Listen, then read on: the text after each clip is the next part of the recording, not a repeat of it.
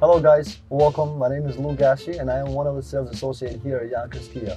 Today I will be demonstrating the Apple CarPlay on the new 2021 Kia Seltos. All you need is a USB cable and your device. You click on it, you click on Apple CarPlay and it pops right up. So you would get access to your maps, such as Apple Maps, Google Maps, and one of my favorites, which is Waze. You also get hands-free text messaging, where the car will actually read the text to you, and then you would have the option to reply back without taking the eyes off the road. Additional to that, you have voice recognition. An example. Hey Siri, what's the nearest Kia dealership? The closest one I see is Yonkers Kia on Central Park Avenue. With the 10.25 touchscreen, you get access to split screens. You get Apple CarPlay on one side, car information on the other side.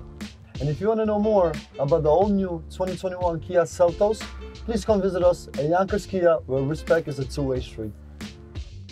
Command the season and let your adventures begin. Shop YonkersKia.com.